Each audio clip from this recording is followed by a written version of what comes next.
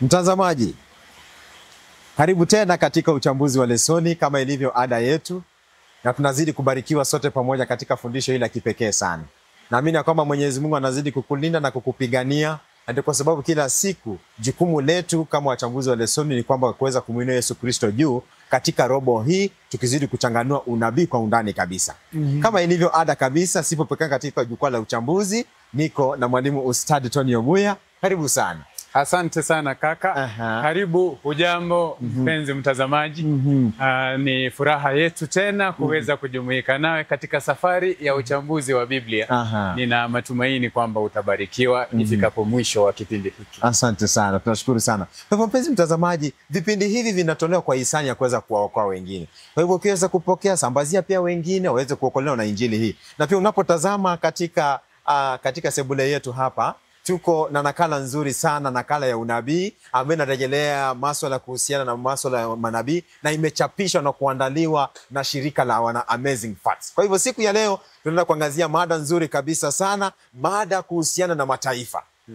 Unajua taifa ili liweze kuitwa taifa huanza na mtu mmoja, wakawa watu wawili, baada ya watu wawili wakawa familia, baada ya kuwa familia wakawa jamii, baada ya kuwa jamii wakawa kijiji, baada ya kuwa kijiji wakawa kama county pale sehemu jimbo, baada ya kuwa jimbo wakawa taifa. Kwa hivyo inaanza na mtu mmoja. Kwa hivyo siku ya leo tunaenda kuangazia katika juma hili kwamba mada ya kipekee sana, mataifa sehemu ya kwanza. Kabla tuweze kuendelea mbele, mwalimu wangu, tubariki na ombi. Tuamini basi na tuombe. Baba yetu na Mungu wetu, ni zamu nyingine tena tumerejea kwako kutafuta hekima ya kujua jinsi ya kuishi katika siku hizi za mwisho. Leo katika mada yetu tunazungumzia mataifa.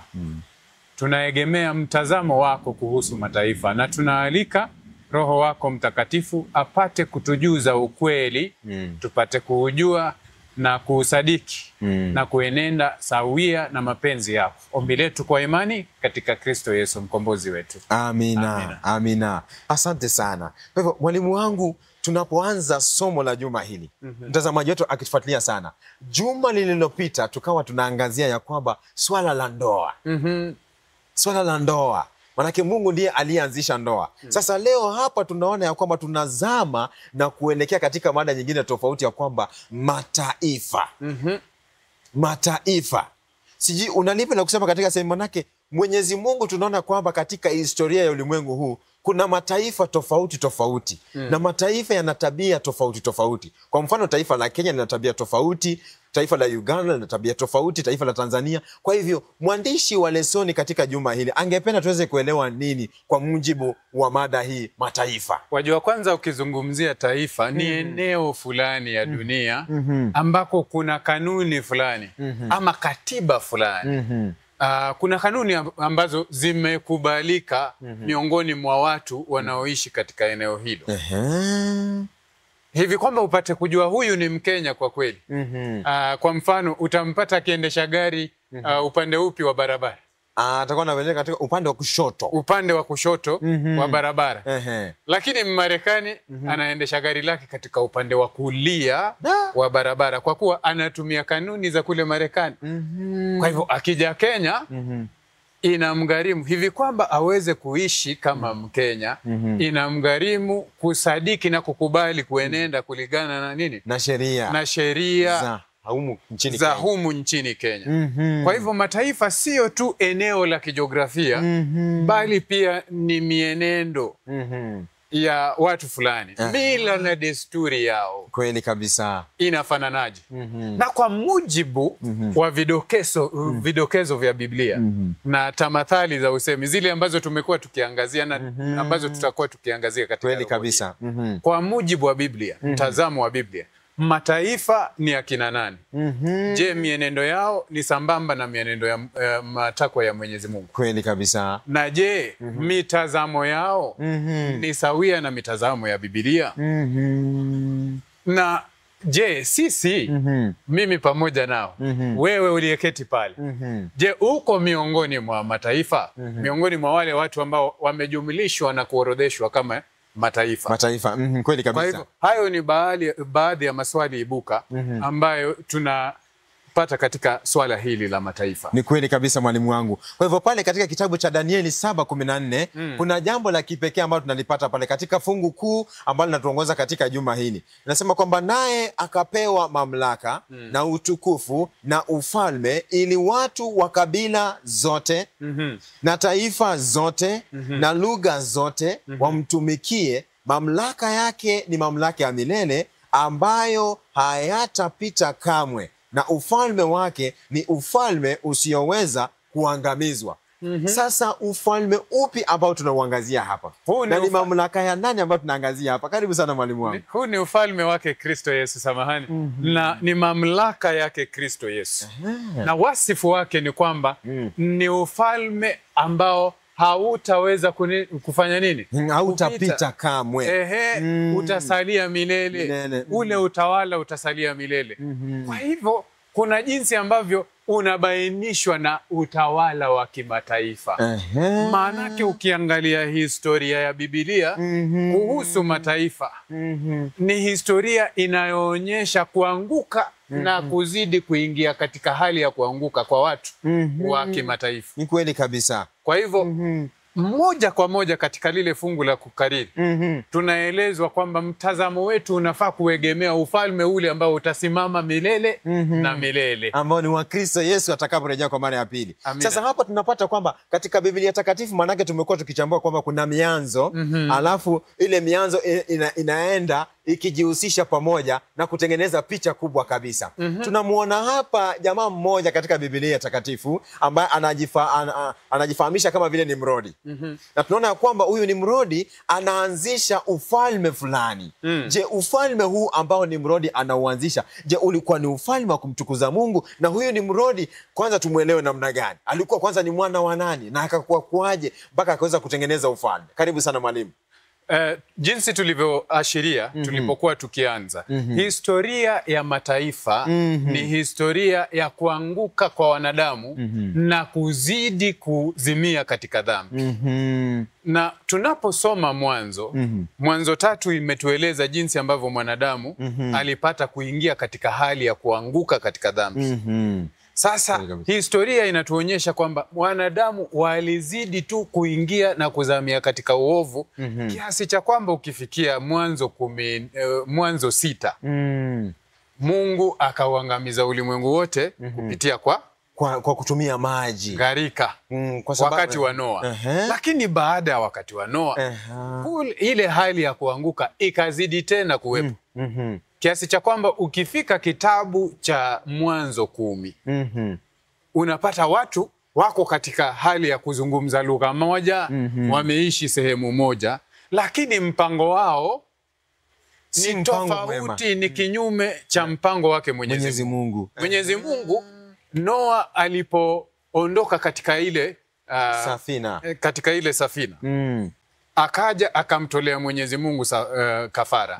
Mwenyezi Mungu akasema kwa kiapo cha kwamba sitaiangamiza tena dunia kutumia nini? Kwa kutumia maji. Kwa kutumia maji ya gharika. Ni kweli. Lakini tunapata wanadamu wanafikia hali ya kusema kwamba labda tujijengee mji ama mnara, ili atakapokuja tena kuangamiza dunia hii kwa maji, asije akatuangamiza, bali tumfikie kule juu aliko. Basi katika muktadha ile ndio tunaletewa huyu jamaa anaitwa Nimrodi. Huyu shujaa anaitwa Nimrodi, mwana wa Kush kabisa. Mwana wa Kushi huyu. Na najua unafahamu historia yake vile. Unajua huyu mwana wa Kush, unajua baada jinsi ambavyo umesema mwalimu wangu kwamba baada ya Mwenyezi Mungu kuweza kuharibu dunia hii kwa kutumia gharika ya maji, basi dunia ilibaki ikiwa tambarare. Na basi watu wakaanza kusafiri kuelekea upande wa mashariki. Walipopata upande wa mashariki, wakapata eneo nzuri sana, eneo la Shinari, ambalo lilikuwa lenye rutuba sana. Lakini eneo hili lilikuwa na msitu sana. Kwa hivyo katika eneo hili lenye lilikuwa na msitu sana, basi kulikuwa na wanyama wa kuwaua watu sana. Ndipo sasa huyu Nimrodi mwana wa Kushi akaja akaanza kuwaua wanyama. Alipoanza kuwaua wanyama, akaanza kufyeka misitu. Alipoanza kufyeka misitu, watu wakaanza kuja, wakaanza kuishi pamoja naye. Wakaanza kusema kwa wewe umeshinda, una nguvu sana. Wewe ni Nimrodi mwenye nguvu sana, mwana simba kabisa. Kwa hivyo Nimrodi akaanza kujipatia jina. Kwa hivyo Nimrodi akawashawishi watu, jinsi ambavyo umesema mwalimu wangu, kwamba waweze kujenga mnara, wafike mbinguni, waweze kumfikia Mungu. Kwa hivyo Nimrodi akaanzisha mpango huu, lakini mpango huu haukufanikiwa kabisa, ukaharibiwa. Mipango yake haikufua dafu. Sasa huyu Nimrodi kumbe alikuwa na mwanamke. Mwanamke ambaye alikuwa anaitwa Semiramis pale. Mwanamke huyu Semiramis ambaye alikuwa ni mke wake, baada ya Nimrodi kufa, Nimrodi akaanzisha ibada ya jua. Na ibada ya jua ilipoanzishwa pale, tunaona kwamba pia huyu mwanamke akalala na kijana mmoja aliyekuwa amezaliwa na suria mmoja wa mume wake Nimrodi, akazaa mtoto ambaye anaitwa Tammuz. Kwa hivyo sasa wakatengeneza utatu mtakachafu. Yaani Nimrodi pale juu, Semiramis hapa, kisha tunampata Tammuz hapa. Kwa hivyo historia hii wakaanzisha Babeli. Sasa jina la kwanza la Babeli, baada ya Mungu kuweza kuteremka chini na kutawanya ndimi, tukapata jina la kwanza la Babeli likaanzia pale. Kwa hivyo mtumishi, katika kitabu cha Ufunuo, kweli kabisa, Ufunuo 14, Ufunuo 14, mojawapo ya mafungu ambayo yamejulikana sana miongoni mwa wale wanafunzi wa maneno ya unabii. Ufunuo 14 fungu la 8. Fungu la 8 inasema hivi, mwalimu wangu: kisha mwingine malaika wa pili akafuata akisema, umeanguka, umeanguka Babeli, mji ule ulio mkubwa, maana ndio uliowanywesha mataifa yote mvinyo wa ghadhabu yake na ya uasherati wake. Kwa hivyo Mwanzo 10 inatueleza chimbuko la mji wa Babeli. Kweli kabisa, ya kwamba huu mji wa Babeli kumbe mwanzilishi wake alikuwa yule ambaye aliidhinisha ibada ya nini? Ibada ya sanamu, ibada ya jua. Ibada ya jua, pale kweli kabisa. Yaani inaitwa Sunday. Yaani ibada ya jua. Sun worship. Sun worship. Ndio kabisa. Kwa hivyo huyu ndiye aliyeidhinisha nini? Ibada ya jua. Alikuwa anaitwa Nimrodi. Na sio tu mji wa Babeli aliyoujenga. Mji wa Babeli ni mji tajika. Lakini kuna mji mwingine aliyoujenga. Ulikuwa unaitwa mji wa Ninawi. Mji wa Ninawi. Yaani ule mji wa watu wa Ashuru pale. Wa Ashuru. Ndipo pale tukampata kwamba Mungu akamtuma kwamba Yona mwana wa Mitai akaenenda kahubiri kule katika wa Ninawi. Ni pale katika ile sehemu ile tunapata Babeli iko pale. Na lugha inayotumika katika mji wa Babeli katika Ufunuo 14 fungu la 8 tulikosoma pale. Inasema mji ule mkuu. Mwenyezi Mungu anapomtuma Yona kwenda katika mji wa Ninawi, ambao pia ni mji ulioanzishwa na Nimrodi. Kweli kabisa. Anatumia lugha fulani. Yona 1:2. Yona 1 mstari wake ni wa 2. Kitabu ni cha Yona.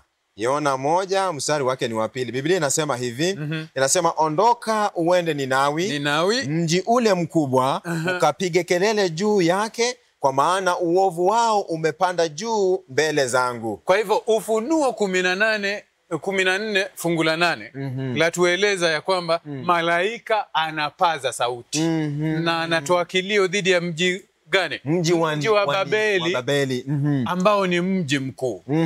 Yona akitumwa Ninawi, anasemwa nenda ukapaze sauti yako dhidi ya mji wa Ninawi ambao ni mji ulio mkuu.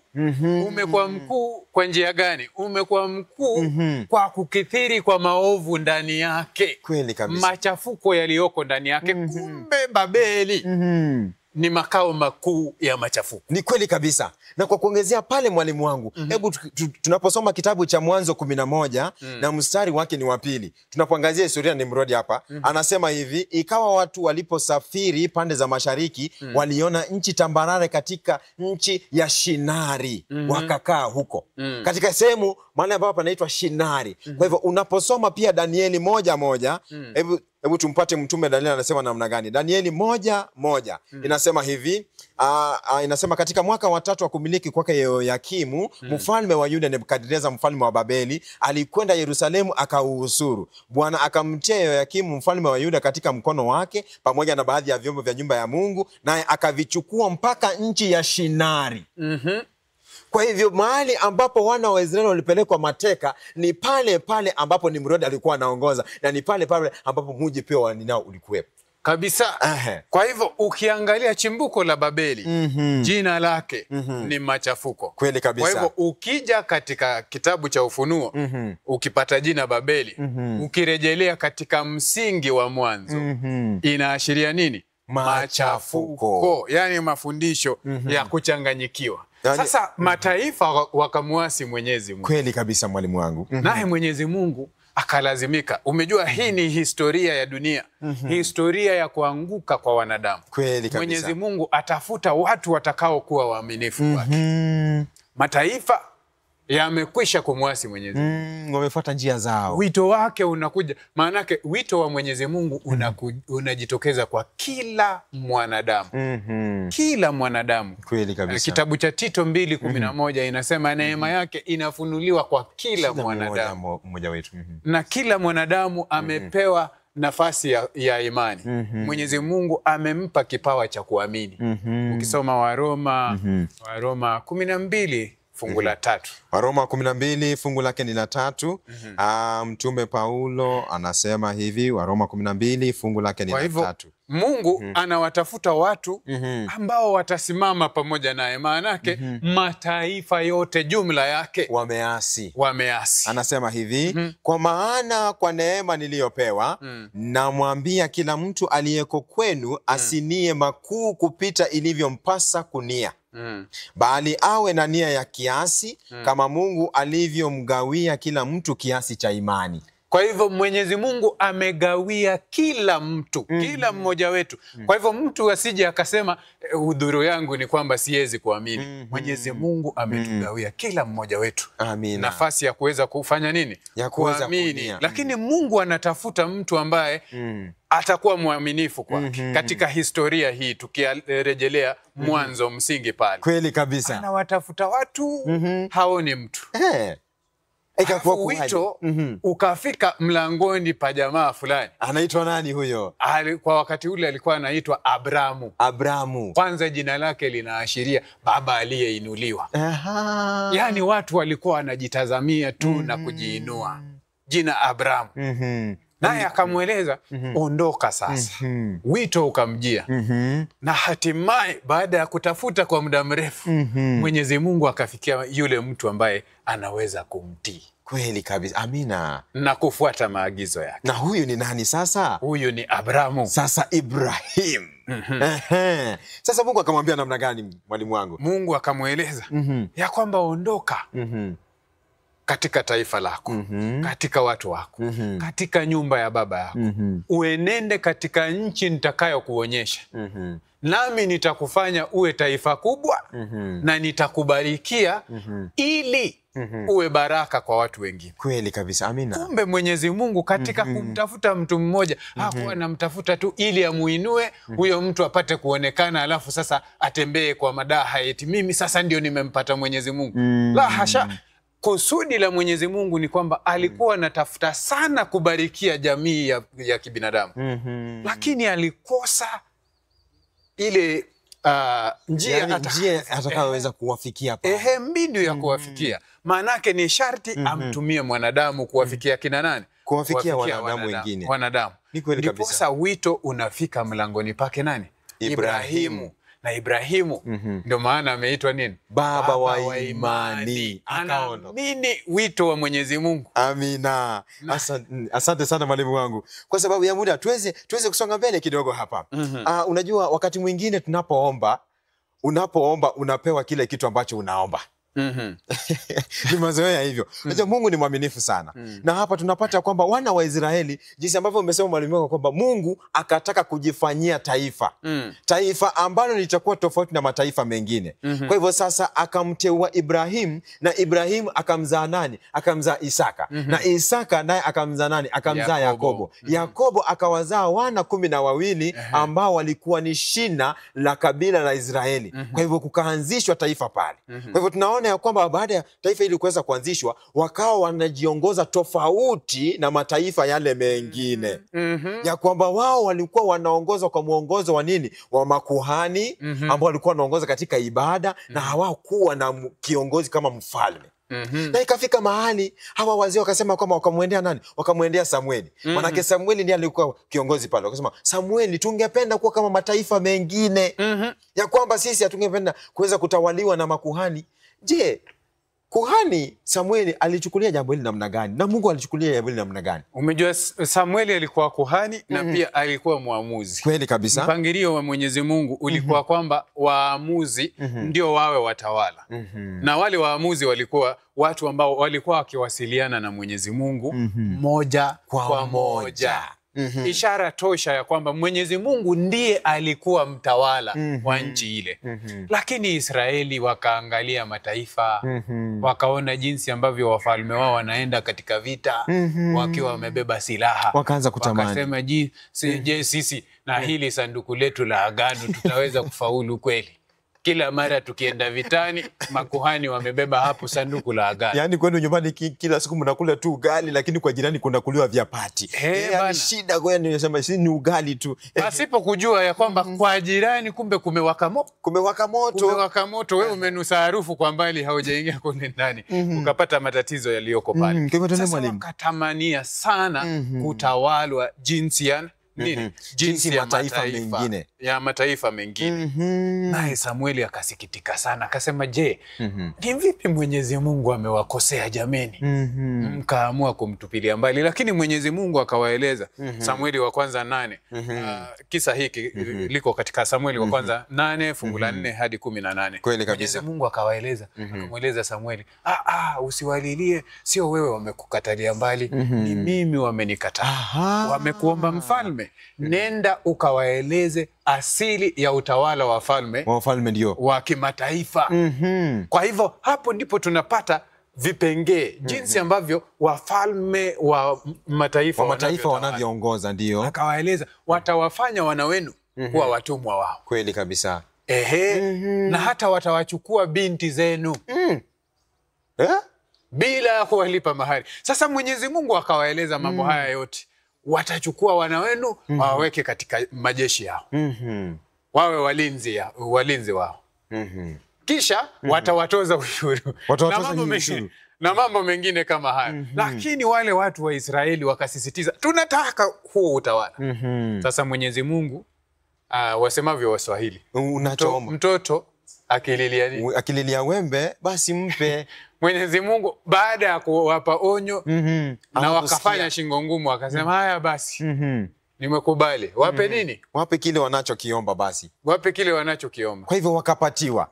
Mpenzi mtazamaji, sijui katika maisha yako katika ulimwengu huu, kuna wakati mwingi ambapo sauti ya Mungu imekuwa ikizungumza na wewe. Inajaribu kukusihi na kukurai uache kitu fulani katika maisha haya. Lakini unazidi tu kuwa mgumu na unazidi kutaka kitu hicho. Utafika wakati ambapo ile sauti itachoka kuzungumza na wewe. Na utapata kile ambacho unahitaji na hautakifurahia. Kwa hivyo sasa, mwalimu wangu, tunapataje hapa? Manake muda wetu umeenda sana. Watawala wa mataifa waliwatawala sasa kwa njia gani sasa? Manake walitaka kutawaliwa kama mataifa mengine, ikakuwa kuaje sasa? Umejua mara ya kwanza Mungu anapoita wana wa Israeli kuwa taifa takatifu mbele zake na kuwahubiri mataifa mengine, Mwenyezi Mungu analeta aina tofauti ya utawala. Lakini Israeli wanatamania sana kuwa na utawala ule wa kidunia. Na Mwenyezi Mungu anapowaruhusu, madhara yake inaonekana bayana. Kristo Yesu akaja tena duniani. Kweli kabisa. Kuanzisha kanisa la Kikristo. Na anapoanzisha kanisa la Kikristo, kuna wale wafuasi wake 10 na wangapi? 12. Sawia na wana wake nani? Wana wake Yakobo. Yakobo. Ambao walionekana kama kwamba ndio wazee wa taifa lile la Israeli. Sasa Kristo Yesu anaanzilisha tena taifa teule takatifu. Na anasema anapofika katika kiwango fulani na wanafunzi wake wanabishana, je, ni nani atachukua nafasi kuu zaidi? Anawaeleza katika Mathayo 20 fungu la 25 hadi 28. Hii pengine tusome kwa Mathayo 20:25. 20:25 anasema hivi Mathayo. Anasema, lakini Yesu akawaita akasema, mwajua ya kuwa wakuu wa mataifa huwatawala kwa nguvu, na wakubwa wao huwatumikisha. Lakini haitakuwa hivyo kwenu, bali mtu yeyote anayetaka kuwa mkubwa kwenu na awe mtumishi wenu. Mstari wa 27, na mtu yeyote anayetaka kuwa wa kwanza kwenu na awe mtumwa wenu. Kama vile mwana wa Adamu asivyokuja kutumikiwa, bali kutumika na kutoa nafsi yake iwe fidia ya wengi. Yesu naye shikilia pale. Kwa hivyo mwana wa Adamu ni Kristo Yesu mwenyewe. Anasema jinsi nilivyokuja nimewapa kielelezo. Jinsi utawala wangu ulivyo. Sio kama utawala wa ulimwengu au wa mataifa mengine. Kwa hivyo katika hii sehemu ya kwanza tunapata kubainisha utawala wake Kristo Yesu. Inaonekana kama kwamba ni kinyume cha utawala wa duniani hapa. Wengine wamekuja kanisani, wanajaribu kuunda mbinu za kidunia kuleta katika nini? Katika uongozi wa kanisa kweli. Lakini Kristo Yesu ndiye kielelezo sahihi ya utawala wa nini? Utawala wa kimbingu ambao unastahili kutumika katika kanisa lake. Maanake wale 12 walikuwa kama waanzilishi wa nini? Wa kanisa lake Mwenyezi Mungu. Kweli kabisa mwalimu wangu. Kwa hivyo tunapata pale kwamba kumbe Mungu anaanza tena mchakato mwingine mzima. Baada ya taifa la Babeli kuweza kuanguka na kuweza kufanya mambo maovu kabisa, bado Mungu anataka kumfikia mwanadamu. Bado Mungu angependa kuwakomboa, na analianzisha taifa kwa kumtumia mtumishi wake Ibrahim. Kwa hivyo tunaona ya kwamba Mungu siku zote angependa nuru iweze kuwafikia watu wengine. Kwa hivyo angependa watu pia wapate kumjua zaidi. Siji unalipi la kusema katika Mungu anapotutumia sisi kama nuru ya ulimwengu? Petro wa kwanza, waraka wa kwanza wa Petro 2:9 ni fungu ambalo wengi tunao fahamu. 2:9 anasema hivi, bali ninyi ni mzao mteule, ukuhani wa kifalme, taifa takatifu, watu wa milki ya Mungu, mpate kuzitangaza fadhili zake yeye aliyewaita mtoke gizani mkaingia katika nuru yake ya ajabu. Amina. Unaposoma katika, kuna mambo mengi ambayo tungeangazia, lakini kwa muda pengine hatutayaangazia. Nuru ya Israeli, ukisoma Kumbukumbu la Torati 4, nuru ya Israeli kwa mataifa ingeangazwa kutokana na kutii kwao maagizo yake Mwenyezi Mungu. Sio tu kukabidhiwa yale maagizo, bali kutii maagizo. Umejua shida ambayo tuko nayo kwa mara nyingi katika ulimwengu wa sasa. Watu wengi sana wanajiita ni Wakristo tena siku ya ibada wamebeba Biblia. Kweli kabisa. Lakini hizo siku zingine za wiki hawaenendi sambamba na maagizo yake nani? Yake Mwenyezi Mungu. Kwa hivyo katika kutomtii kunatiagiza dunia. Hivi kwamba nuru yetu iweze kuwaangaza mataifa. Kuna hitaji la kufanya nini? Kumtii, yani kuisikia sauti yake. Ndiposa anenavyo katika Kumbukumbu la Torati 4. Mataifa yatakuja kufikia kiwango cha kuuliza na hawa ni watu wenye hekima ajabu. Kweli kabisa. Ambao Mungu amewakaribia sana. Yani watavutiwa na kule kutii kwetu. Wataona ya kwamba Mwenyezi Mungu ametukirimia busara kutoka mbinguni. Kweli kabisa. Nao watatamania pia. Umejua Israeli walitamania kutawaliwa na wafalme jinsi ya mataifa mengine. Lakini Mwenyezi Mungu anasema mkinitii, badala yake mataifa watatamania kutawaliwa jinsi nyinyi mnavyotawala. Amina. Kweli kabisa mwalimu wangu. Kwa hivyo tunapata ya kwamba Mungu anatenda mambo tofauti sana. Na jinsi ndio maana anasema njia zangu hazichunguziki, mawazo yangu hayachunguziki. Mpenzi mtazamaji, sijui ni mara ngapi katika maisha yako umekuwa ukiishi tofauti na jinsi ambavyo unapaswa kuishi. Huenda pengine Mungu amekuwa katika eneo fulani uweze kumtangaza, lakini kwa sababu hauisikii sauti yake, unaishi kinyume. Kwa hivyo unafanya dunia inakuwa na giza. Ungependa kuweza kuwa kama mataifa mengine yale. Kwa hivyo Kristo Yesu anazidi kuzungumza pamoja na wewe. Jamani, ni vizuri kuweza kuitii sauti ya Mungu. Manake harusi ya mwana kondoo inakuja, na harusi ya mwana kondoo inapokuja, Kristo Yesu amepewa mamlaka. Kwa hivyo mwalimu wangu, kwa sekunde tu chache hivi, unalipi la kusema kwa kuweza kutamatisha lesoni ya juma hili? Ufunuo unatueleza kuhusu kundi la watu ambao wanalinganishwa na malaika anayeruka ama anashuka kutoka mbinguni. Ufunuo 18 fungu la kwanza hadi la 4. Hatutakuwa na wakati wa kusoma. Kweli kabisa. Lakini inasemekana ya kwamba nchi yote ikaangazwa kwa utukufu wake. Amina. Kwa hivyo huo utukufu wake ni upi? Ni utukufu wa Bwana Mungu kwa mujibu wa Isaya 60 fungu la 3. Umetuzukia sisi. Amina. Kwa hivyo Mwenyezi Mungu atatuvika na utukufu wake tunapoamua kumtii kila agizo lake. Kwa hivyo ninawarai jameni wenzangu, tunapomjia Mwenyezi Mungu, tunapomjia Kristo Yesu, tuwe na roho ya kuenenda katika maagizo yake. Amina. Ili tusiwe watu ambao tunafanana na mataifa, bali tuige mfano wake nani? Mfano wake Kristo Yesu, katika uongozi wetu, katika mienendo yetu na katika maisha yetu yote. Asante sana mwalimu wangu. Kwa hivyo mtazamaji wangu, nashukuru sana kwa kuweza kutufuatilia sana katika fundisho hili, na tunakuacha tena tukikuacha na fundisho hili ya kwamba kuwa taifa tofauti. Tena mambo tofauti na watu wengine. Na Mwenyezi Mungu ni mwaminifu sana, atakutumia jinsi ulivyo. Kwa hivyo sisi ni taifa teule na mzao mteule kabisa. Tukutane tena wiki ijayo katika fundisho la uchambuzi wa lesoni, na kama ilivyo ada tutakuacha na ombi, na Mungu akubariki sana. Tunaomba. Mungu Baba yetu, mara nyingi sana tumepotoshwa na kutamania kuiga mifano ya dunia. Tumevutiwa sana na mienendo yao na miondoko yao. Lakini kwa leo tunakusihi ya kwamba utujaze roho ya kutamani kuenenda kulingana na maagizo yako. Manake huko ndiko kutiwa nuru na kuenenda itupasavyo. Huko ndiko kuna tumaini ya uzima wa milele.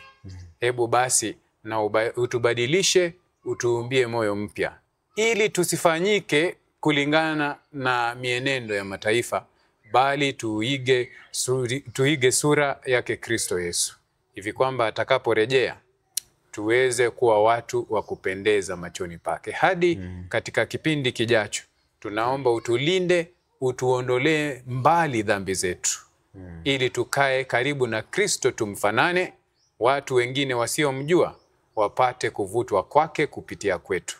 Ombi letu kwa imani katika Kristo Yesu mkombozi wetu. Amina. Amina.